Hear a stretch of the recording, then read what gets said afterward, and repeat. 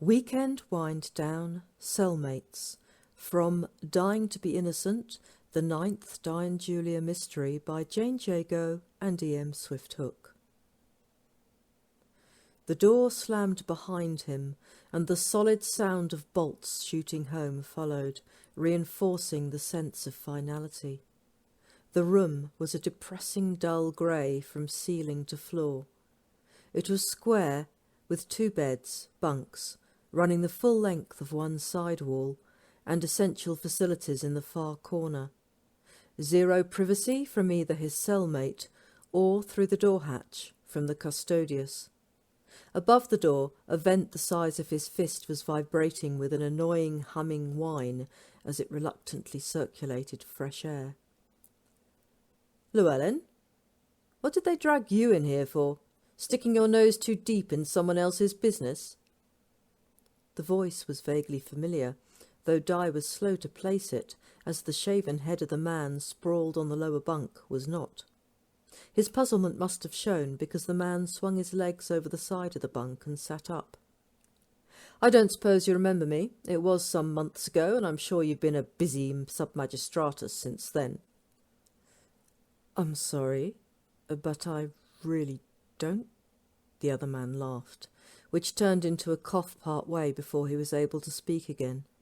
"God's politeness! Not heard a word of that since they locked me in here." He pushed himself to his feet and straightened the green tunic before offering a formal greeting. "Tertius Cloelius Rufus, it is an honour to share my captivity with you. A pleasure. You may recall we met in Viriconium before these unfortunate events."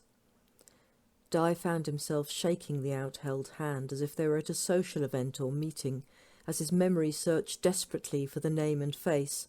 When it came, he snatched his hand away and stepped back involuntarily. "You were the connoisseur medicus involved with a group holding vicious sex parties that led to the death of young street girls." "No need to use titles here," the older man said brightly, then smiled at his own joke. "You can call me Rufus. It'll make a change from 781126. It's those little things you get to miss the most in this place. By the way, I hope you're not hungry. You missed the evening meal. Nothing till tomorrow now." Di felt a curl of cold revulsion in his guts. "You disgust me." "Really?" Cloelius sounded unconcerned. "At least I'm not a traitor like you. That tends to evoke more outrage in our society at every level than any sexual adventures a man might embark on." "The difference is," Di snarled, unable to keep the contempt from his voice, "I am not guilty of the faked-up charges against me, but I know for a fact you are guilty as charged. I caught you red-handed, literally, and the blood of a good Vigilis was shed that night too." Cloelius sighed and sat back on his bunk.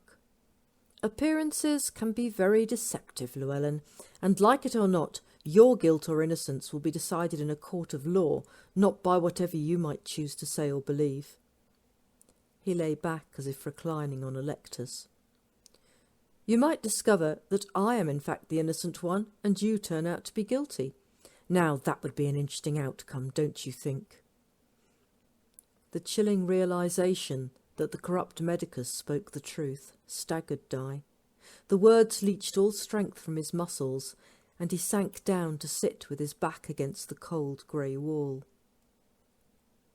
"Why are you still here?" he demanded, when the moment of weakness had passed. "What a strange question. It's not as if I can just stroll along to the atrium or visit the baths, is it?" Di lifted a hand in protest.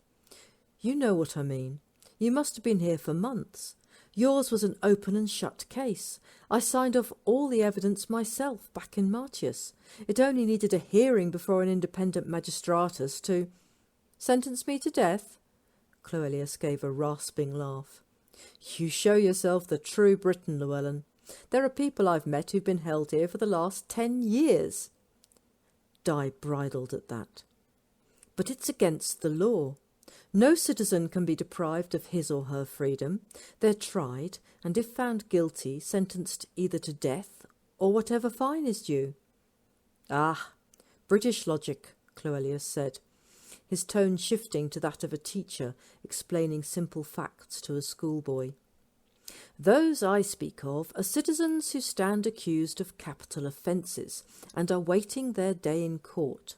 They all have powerful friends in Rome, using every legal wrangle there is to keep them from coming to trial. Some of the crimes have to be prosecuted within a certain time limit, so if they can delay that day long enough, they can walk free. Others are commuted by prolonged negotiation from death to a fine. Every day is a barter day, but you worked here in Londinium as a vigilist, so you really should know that. It was true that he had heard the rumours, so it was not really a surprise, but his day-to-day clientele at that time had been almost exclusively non-citizen criminals. You have powerful friends? Cloelius hunched one shoulder in an exaggerated shrug. Perhaps I do, or powerful enough to keep me from trials so far. Don't you? I'm assuming you must do to have secured both citizenship and a plum administrative appointment. He leaned forward as if offering a confidence.